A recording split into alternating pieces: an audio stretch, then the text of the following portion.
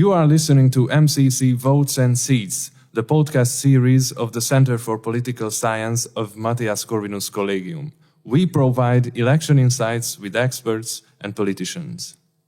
Greetings, everyone. This time we are traveling to Georgia with the aim of understanding the background, the circumstances, as well as the possible domestic and foreign implications of the October 2024 legislative election. We are privileged to have on board Mr. Viktor Kipiani with us, who's the chair of the Georgian think tank GeoCase. Mr. Kipiani is an expert in international relations, security policy, and governance. Besides, he is a senior partner and co-founder of MKD law firm based in Tbilisi. Also, Mr. Kipiani is a permanent editorial team member at the Norwegian media outlet Geopolitica.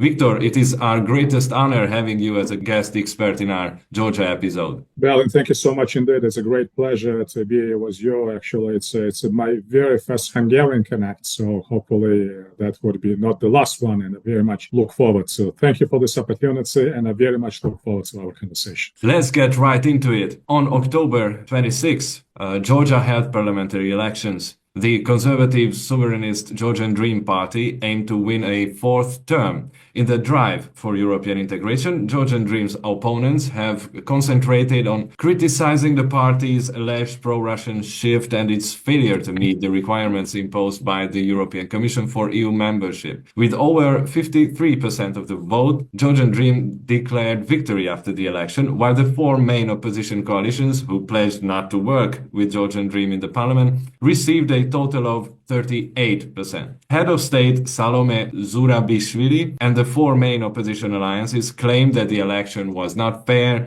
with reported instances of vote buying and ballot box stuffing, as well as intimidation and pressure on voters. So, Victor, would you be that kind to elaborate a bit for us on the political context of the election? Yes, well, it was a pleasure. A bit of introduction on the overall context of the elections would be very much helpful for our listeners.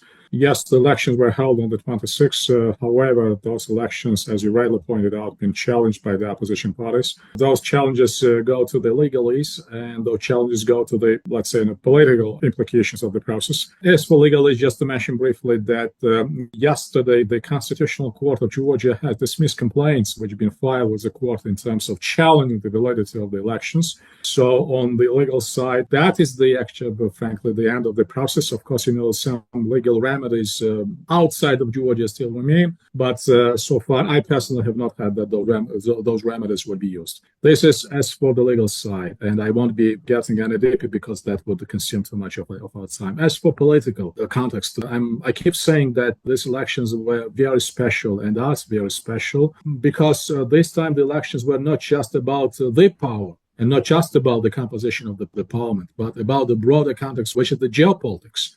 Of course, the foreign policy has always been on the Georgian agenda, and every time elections, every kind of elections, whether the presidential or the parliamentary elections, have been very heavily focused on the foreign policy objectives. But I'm distinguishing and saying with the purpose geopolitics because at the background of the war in Ukraine, at the background of the regional landscape, indeed, the geopolitics has acquired a more deeper and more broader connotation. That is the different dimension when we speak about the aftermath of the parliamentary elections and that unrest which is taking place these days in Georgia. Also to point out, Bala, necessarily that differently from the recent protests, this time the protest is not driven in as much by the parties, but by different segments or different strata of the public, and regardless of an age, regardless of an occupation, regardless of the professional belonging, etc. And another distinctive matter that while the protests in the past were always focused and always been focused on Tbilisi, which is the capital of Georgia, this time, practically speaking, every single town or city is engulfed with or embroiled or engaged with the protests. And that is also a very distinctive part. That being said, as we speak today, I also have to make a caveat that once this interview would go public, the situation could be different because we live in as I keep saying, on an ad hoc basis. Since the developments on the ground are changing, and it's really very hard to make a solid predictions what could be in 24 hours or in 48 hours. But how it stands now, that this standoff is very much in flux. Georgian Dream, which is a ruling party, so far does not appear to walk back on relent on its positions. And as for the protest on another side, it exposes itself, but it's also not yet capable to make a change or to make any U-turn change in the situation. And when we're speaking about the change, and I mentioned the Constitutional Court of Georgia, the only solution to this crisis could be considering new elections. Something which is at this moment is completely unacceptable to Georgian Dream. On another side, what has been claimed by the opposition parties and by the protest. And the last but not the least, since we are making this summary introduction, we already mentioned geopolitics to remind our listeners that Georgia is a country having the EU candidacy status, and as we were expecting opening up an accession talks by end of this year, we already had a statement by EU that due to the failure by Georgia to comply with certain stipulations or with certain conditions for opening up EU accession talks, those negotiations would not be opened. And the process has been suspended, which also means that EU agenda is very much in the context of those protests. The protest is claimed to be pro-European driven, although it's a strange thing in Georgia that every single mainstream party claims to be more pro-European than anyone else. And that is quite the peculiar situation when we speak about Georgia. So that's where we are. Effectively speaking, the United States has revisited its strategic partnership with Georgia and has suspended that partnership. But there is also a range of different actors, outside actors, who are exercising their influence in one way or another. So this is just the point, Balint, which I had on mind. You just mentioned this EU candidate status of the country, and opposition and mainstream Western media claims that it is the fault of the Georgian Dream government that the EU accession process was paused, while the government states that it was the EU to suspend such strategic partnership. How do you see this? Okay, so before Georgia was granted the candidacy status, there were 12 recommendations or 12 provisions or conditions for Georgia's getting the status. Regardless of the fact that those 12 conditions have not been met, completed, fulfilled just to a very limited extent, EU has still decided and took a positive decision to grant the candidacy status because actually that was the second try by Georgia. On the first try has failed, while Ukraine and Moldova got the status of the candidacy status. Of course, that caused, mildly speaking, a dissatisfaction among Georgian voters, because Georgia has always been claiming to be at the forefront of the pro-European path, and based on different assessments or reviews or opinions or statements, that has been the case at that moment. Then we've been leading ahead of Ukraine and Moldova. Then the war in Ukraine, of course, has introduced a different shape into the matter, and the second try was successful. However, we were all aware, and no one was beating around the bush, that the candidacy status was granted to Georgia because of the war in Ukraine and because of geopolitical clouds. After the candidacy status, the recommendations been encapsulated into 9 recommendations, which Georgia was bound to fulfill. And after that, EU has stated robustly, in a very straightforward manner, that no more geopolitics. Another decision about opening accession talks, if and when those 9 recommendations will be fulfilled, has to be based on a merit basis. So nothing else would be taken into consideration. So how the story unfolds then, that Georgia is taking Georgia's parliament enacting different legislation. One of them is the so-called law on the foreign influence, not so-called, but actually it's the law on the foreign influence, but then it's been called the so-called Russian agent law, etc., etc. So that has been the alarming bell to ring on either side, on both sides, as if Georgia was deviating from the pro-European path. Then there were several other legislations about the family values, minority rights, etc., etc. So all that put Georgia's authorities and EU at loggerheads. And then the crisis has evolved on the level of rhetorics. The Georgian Dream has started using varieties of message boxes, which were sort of, a repetition of some of those message boxes which were here to the north of the country in Russian Federation, for example, or somewhere else, which is about sovereignty, identity, traditional values, etc., etc. So the crisis from the side of the legalese has evolved into the battle of narratives, as I said, and then into the politics. And one of the recent assessments which we had from EU was saying that Georgia's foreign security policies in terms of compliance has been downgraded and has reached a historical low. So that was, in a nutshell, the history of the crisis. Then we've been waiting for these parliamentary elections, and the parliamentary elections had to be the measure points for things to go in one way or another, to get better or to get any worse. As we already explained in our introduction, the parliamentary elections caused, that big controversy. You are actually right when you say that the decision to suspend the accession process has been taken first on the EU side. But then what happens that after the elections, before the second wave of the protests has begun, the Prime Minister of Georgia made another very controversial statement, where he said that in order for EU not to manipulate or not to blackmail us with EU-related agenda, we, on our side, taking off the table the EU agenda or the EU accession or the EU membership till 2028.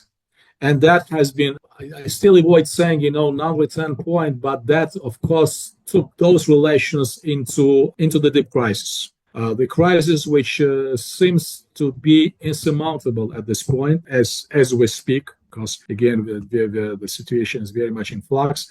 But that's where we are. By making that statement, Georgian Dream said that for 4 years, it's not just about EU not being the priority, but EU would disappear. EU-related agenda would disappear at all from Georgian side. Of course, that was very, very arguable statement, to put it at least, very, very critical statement, and that has instigated and that has triggered the protests inside of the country and the extremely negative and critical reaction which we are getting from our partners and from international, from the Western community, practically speaking, on a daily basis. I understand. As for the battle of narratives, as you described the situation, so far we mentioned quite a few things about Georgian Dream. Victor, in a nutshell, would you mind describing the major political parties, programs, ideologies, and affiliations? When it comes to European and Euro-Atlantic integration,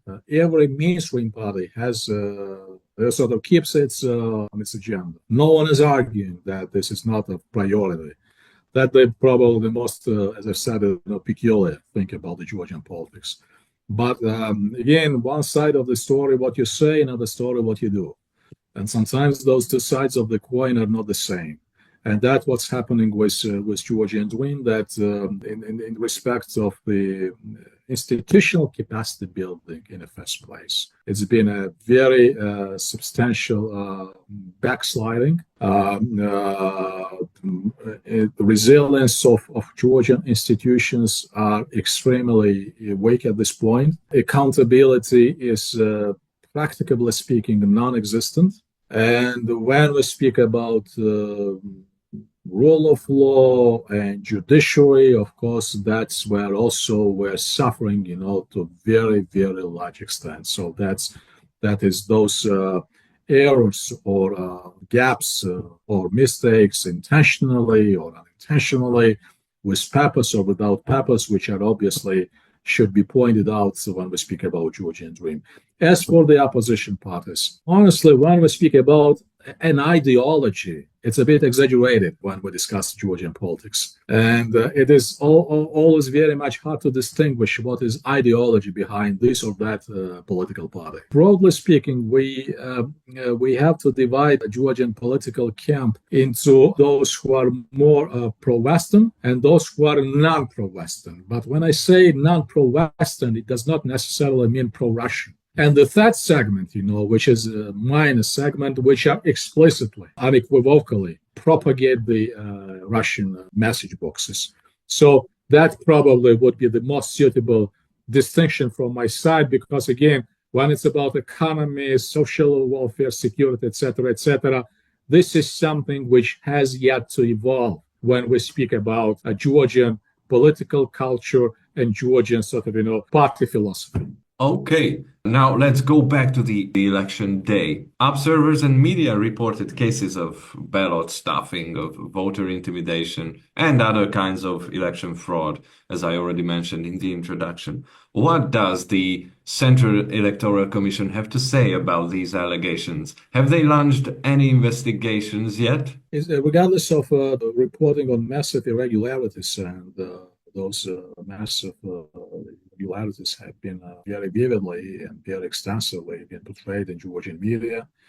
That's also been something spotted by observers on the ground, domestic observers. So perception and solid perception that the elections went in an extremely wrong way, and that they were the rigged elections, and the results of the election, they do not reflect reality of the Georgian political landscape. As for international reaction, we had a severe reaction by different nations.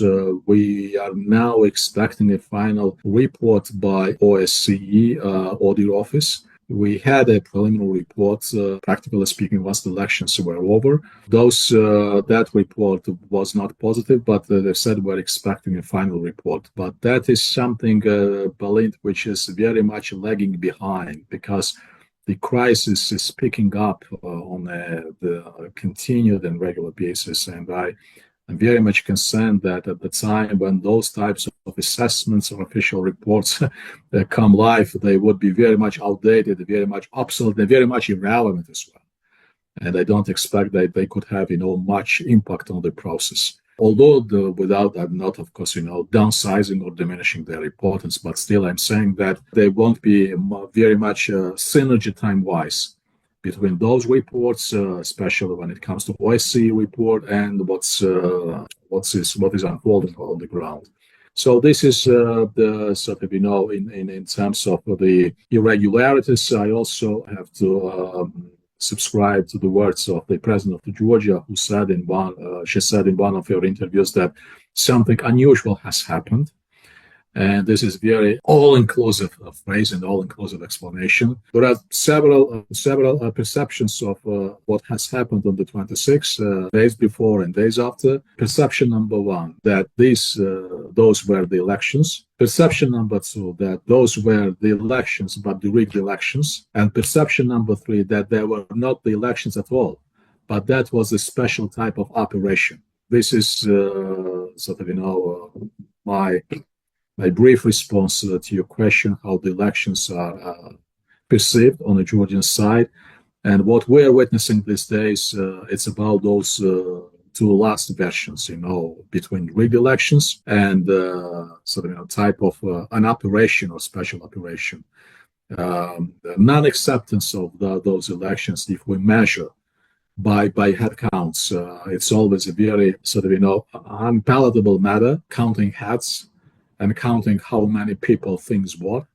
But what is also clear that the Central Electoral Commission, which been composed of pro-GD supporters, did not produce that credibility which would instill a confidence and faith, with the process. And then another issue with Georgian judiciary, who also failed to provide Georgian voters with a sufficient litmus test of probing or examining how valid the elections were and how much the results of the elections have to be trusted. So this is, again, goes to the very deplorable state of Georgian institutions, which also covers the Central Electoral Commission and the Georgian courts. Probably that is one of the causes which contributes to the crisis, because when you have weak institutions, when there is not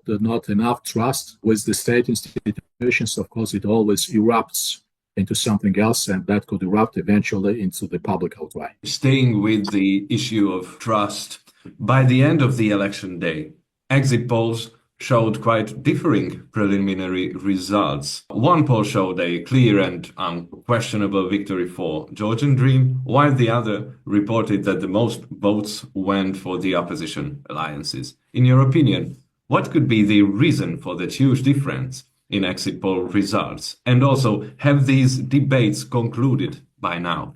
I could be very much in minority, Berlin, but if you ask me, I'm so much skeptical about these different survey polls, and for some time I've been saying that would be very helpful not to have any survey polls at all. They're inflating so much those sentiments and feelings and emotions, and then just reminding ourselves that surveys polls are always funded, by someone. The problem with Georgian reality, and there have been discussions in the past to entrust the surveys polls with an agency or an institution or a group of people which would be unbiased, impartial, and instill that faith. Unfortunately, those suggestions have not been crystallized, and what we saw this time, as we've seen in the past, that different surveys, and actually what you mentioned, there were two critical surveys polls, one done by the opposition media outlets and another one which was done by the governmental run media outlet. And definitely and clearly we've got two different realities. Not two different realities, but reality is always one. But we've got, two different pictures about the realities, and those pictures, they've clashed with each other. So the opposition have started relying on the opposition media funded or conducted survey polls, and Georgian Dream has been heavily relying on another different survey polls. And those survey polls, frankly, we should also say that they've been reflected, strangely or not strangely, suspiciously or not suspiciously, into final results of the Central Electoral Commission. So, of course, that's been like, the smoking gun. That the survey polls done by the pro-governmental media outlet, they've been, practically speaking, with just very minor changes, being translated into the official results. I mean, again, without jumping to conclusions, but you please have a guess, and our listeners have a guess, what's been happening behind the scene. International media followed quite closely the happenings in Georgia, even prior to the elections, months before the elections, there were reports about the crisis, about the protests, and even after the elections. And European leaders, prime ministers and heads of states of EU member states, they waited as long as they could with the congratulation after the final results arrived in Georgia. The first prime minister was Viktor Orban, prime minister of Hungary, and he even visited Georgia after the elections.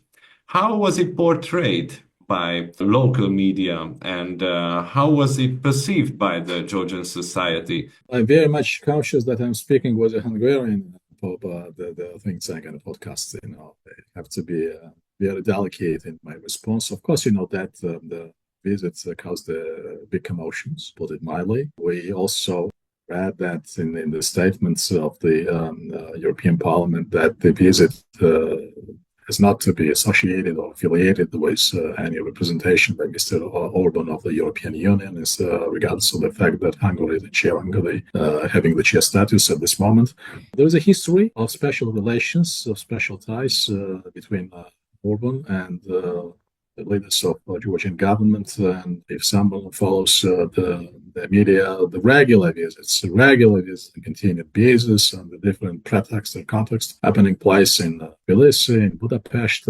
So yeah, there's been very special ties. Of course, that visit been portrayed, I won't be saying used, but portrayed by GD as if sort of validating the election results and having that very much needed support by the European Union and by EU. Although, again, to repeat that, EU has rejected that connection. Although I'm not a diplomat, although I'm not official person, I'm still, conscious of keeping, certain red lines. And again, to emphasize that special bonds, special connections, special, I would say, even unique.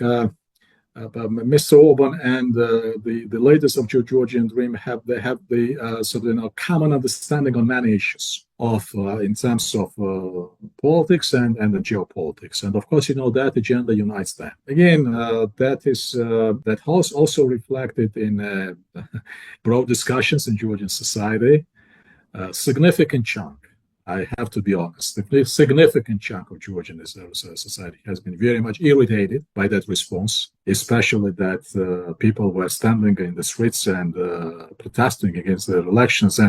And strangely enough, by the way, one of the criticisms to what the protocol service of Mr. Orban, they picked up in a hotel right next to the building, the parliamentary building, which is the heart of the Georgian protests. And probably you saw those media footage when he was living in a hotel and the protesters standing outside of the hotel and expressing their dissatisfaction and the protests. Of course, that's something which we all very much remember and appreciate. Georgia is a very beautiful and a very diverse country. And now if we visualize the map of the country virtually in our minds, let's take a look at the election map. Although Georgian Dream lost the capital city, Tbilisi, and the city of Rustavi to the opposition, and only narrowly won other major towns, the party had the best results in rural areas, especially